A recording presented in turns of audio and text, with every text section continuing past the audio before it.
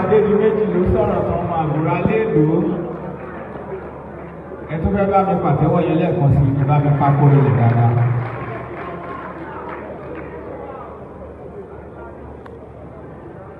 Please, ladies and gentlemen, this is the premiere of this movie, and there is a law that we must uphold this evening.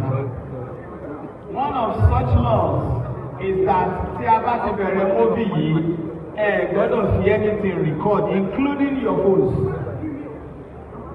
Video cameras, still cameras, all capturing equipment must go back to your pocket or your bags. Any phone tá a bá rí lókè tó record, àbí any camera tó lọ ń ya nǹkan kan, àwọn agbófinró wà ń bí tó máa ṣíṣe ẹ̀ lọ́wọ́ ẹ̀ kò dẹ̀ sí nǹkan tó fẹ́ ṣe fún wa. Please, once the movie starts, keep your phones in your pocket. Put your cameras back into their bags.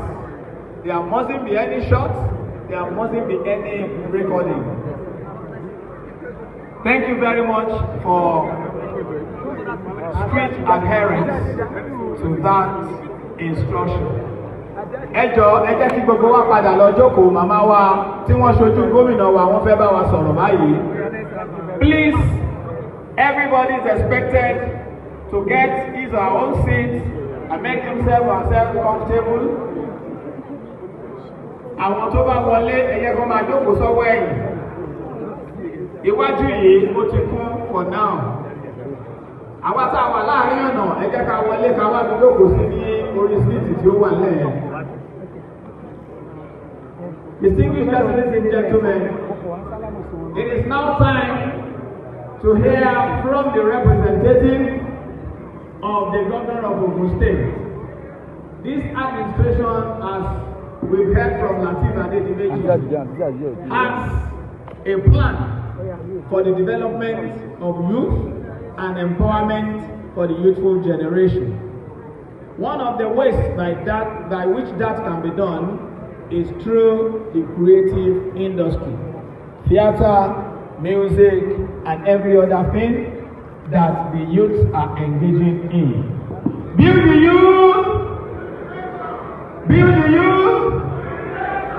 Ogun Youth Assembly, wọ́n wà ní bẹ́ẹ̀ ni àbí bẹ́ẹ̀ kọ́? National Youth Council of Nigeria, wọ́n wà ní bẹ́ẹ̀ ni àbí bẹ́ẹ̀ kọ́? So this night shows that this administration is solidly behind you.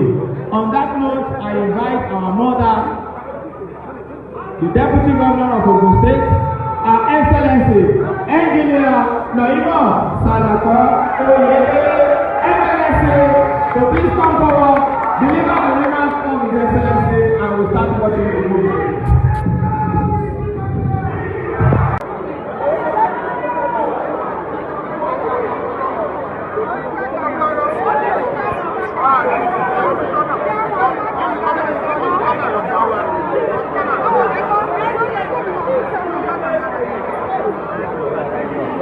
Please get down, get down.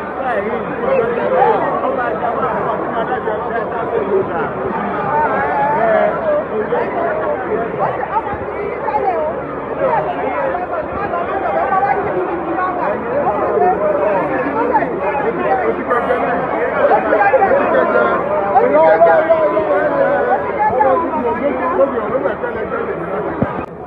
Iyì àti ẹ̀yẹ pàtàkì ló wà nínú ẹ̀.